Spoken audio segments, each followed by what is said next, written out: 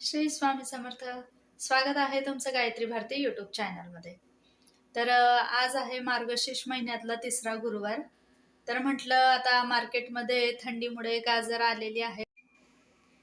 गाजरचा हलवा तर आपण नेहमीच बनवतो. तर आज बनवणार आहे मी गाजरची खीर.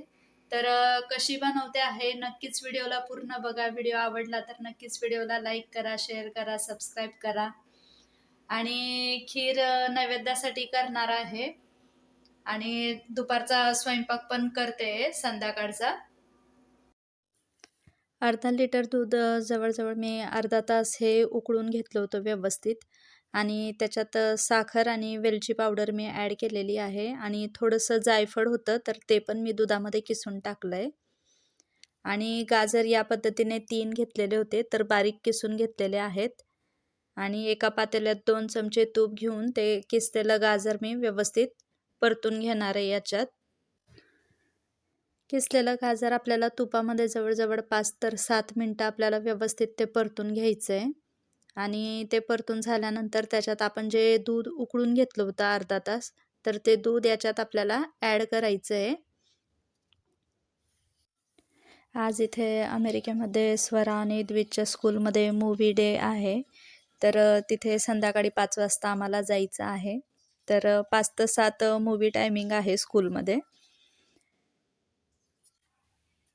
तर आपलं आता गाजर छान असं परतून झालेलं आहे. तर त्याच्यात आपण जे दूध उकळलं होतं अर्धा तास तर ते ॲड केलेलं आहे आणि याच्यातच आपल्याला ड्रायफ्रूट्स आपल्याकडे जे अवेलेबल असतील ते ड्रायफ्रूट्स टाकायचे आहेत, काजू, बदाम.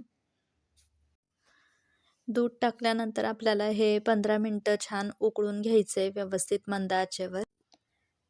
गाजरचा हलवा तर आपण नेहमीच बनवतो, पण गाजरची ही खीर तुम्ही नक्कीच ट्राय करून बघा.